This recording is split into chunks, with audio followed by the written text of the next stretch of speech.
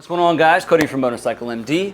We've been working on this MT125 for quite some time. We had to put a new piston in it, get some cylinder work done to it, get it ready to be ridden and hopefully as reliable as it can be for the guy who owns it. I personally haven't dove too deep into these bikes, and I'm kind of learning as I go based off the knowledge that I have from my experience. We got to check out this automatic oiling system on this. We're not really servicing it, we're not taking the pump apart or rebuilding it or anything like that. We're just trying to verify that it works. And to be honest, it's a little bit confusing in the Honda manual on how to do this kind of stuff. So we're just gonna go down the line and try to look into some ways that make sense and to verify that this oiling system is in fact working before we take it off of the premix that's in the tank, which is a little bit heavier than what it should be, as we are breaking this motor in a little bit. But after this, we can run fresh raw gas through it and continue on with this with front end, tires, electrical, and keep on going down the line. Enjoy the video. Later.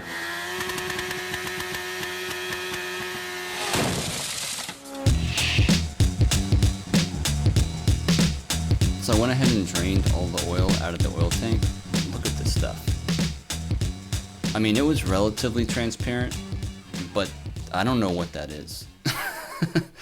I'm glad we got it out of there. All right, y'all, so we have run out of the Zoom Zoom juice. It's empty.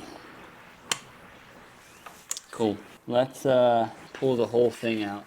See about clearing the screen, if there's a screen on there. You never know what kind of wad of goop is on, hanging out. Way more oil in there. Just gonna let it drain over the top of this napkin. Filter is clean. No concerns. That's good. Now that we have the peace of mind, we're gonna go back together. Okay, I'm not gonna flush this tank. I think it's just way too overkill. Blow off this filter, clean it up a little bit. We're gonna throw this right back on there. I'm gonna try to point it in the same direction that we had it in.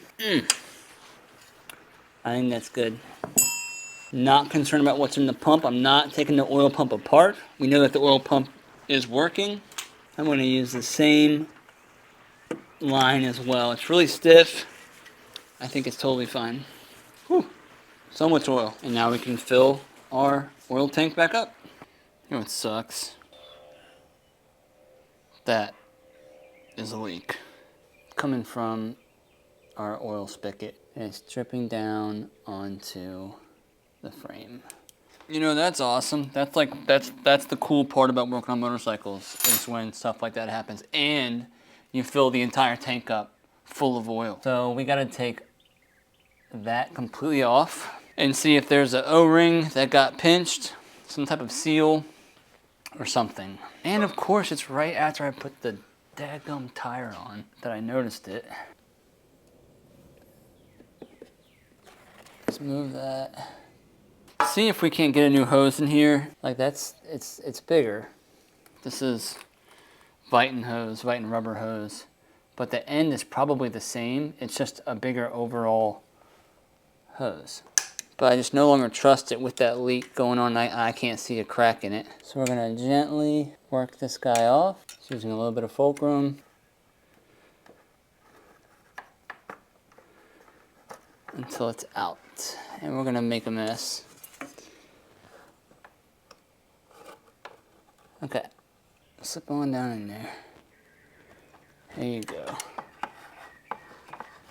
Okay, much tighter fitting. That hose ain't coming off of there. Sweet. All right, we'll use that one. That's almost perfectly spec. All right, let's see how this thing works. How it seals up. See if we can't grab it, find an O-ring that will help it out. There you go. Make your mess, I don't care. Let's take this thing apart, see what's going on. So that screws in. There is a O-ring in there. That looks pretty wonky. I don't know if we'll be able to get this thing to seal up. You can see it's almost like a cup seal. I couldn't imagine a standard O-ring turning into that from being tightened down. It's just solely from me loosening and taking this thing off and then putting it back on again. Okay, so this part's not available. There's one across the water, but it would probably be like $50 to get it here. So I need to go through every O-ring that I own to try to find something that might work. It has to be big enough to sit in that gully, and everything's gonna work perfectly. I can't wait to show you guys how perfect it's all gonna work. This is what I've come up with. It's just an O-ring, okay? There's gotta be a reason why they don't use an O-ring, but I gotta find out, because this is what happens when you work on old bikes, man. I don't wanna have to get a $5 seal shipped for $45. But I found a really tight seating O-ring. Okay, it sits on the bottom of this. This sits into here. So we'll be able to tighten this up against this. However, this now sits very freely in this. And I don't know if that's gonna work. But then again, this seats onto that pretty well. Know what I mean? So it's almost like a compression seal, but it could leak out around the threads of this, so all we can do is try. Yeah, I mean, once the rubber seal gets compressed, it'll hold the filter in.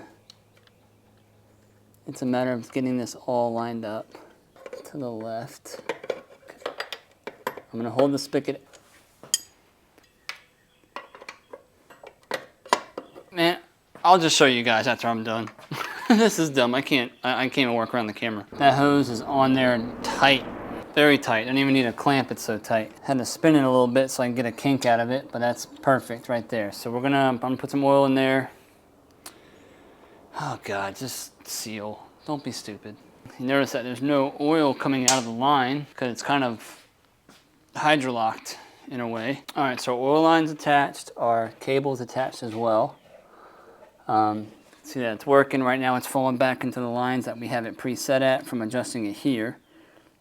Still falls a little slow, but I think we'll be able to lube that up and get that running right. But we need to bleed this thing of air now because we introduced tons of air into this new line and into this pump body. The check screw is at the top. Let me go ahead and get my JIS driver out.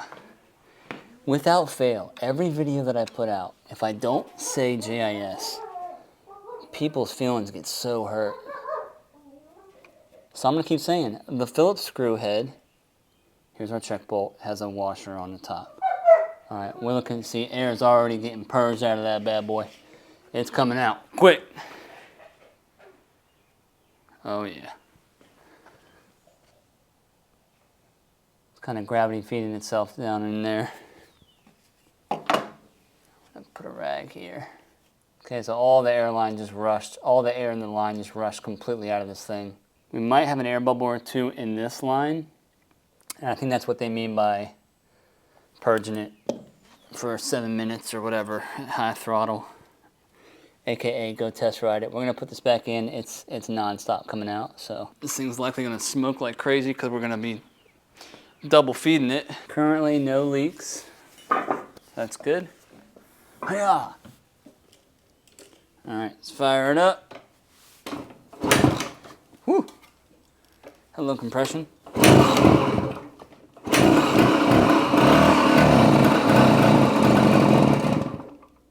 Too much oil.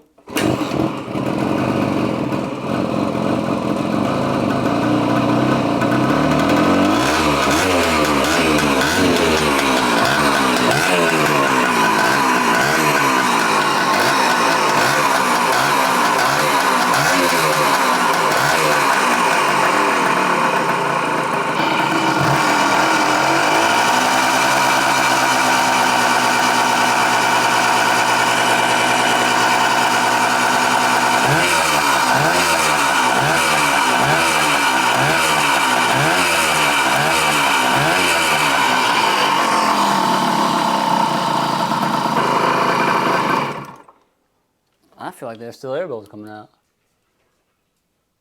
Like crazy. I saw a whole air bubble move down this line too, up to the top. I mean, I don't know, that's continually coming out. I'm gonna stop it. Suppose we just leave this thing open though. I don't know, it's kind of hard for me to tell if we've done a good enough job. I mean, I still see tiny air bubbles coming out. So because of that, I'm gonna leave it open.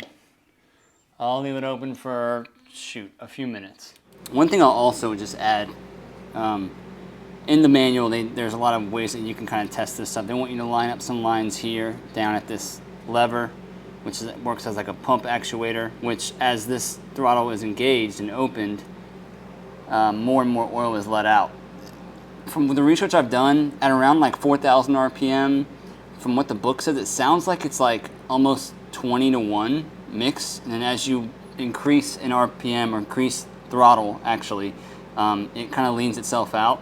But there's no real way that I can think of to like actually measure how much of this is coming out, you know, not without the engine running. So to ensure that there's oil leaving this pump, we bled it here up top to ensure that oil is leaving the pump and going to where it needs to go. Because what people also don't know is inside of here, this little section of this hose is a check valve. There's like a spring and a ball bearing, if you can imagine, that allows oil to get pushed up and not feed back down. But I took this bolt out to introduce and kind of drain this hose a little bit and introduce an air bubble into this hose itself.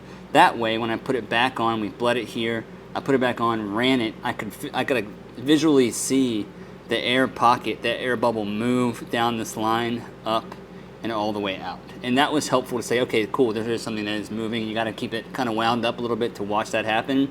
I did not get it on video, but that was an extra step that I just kind of prepared to look for once we got this hooked up. And I'm going to say that that's good to go. I can't think of any other way to make sure that this pump's going to work right, so we're going to send it.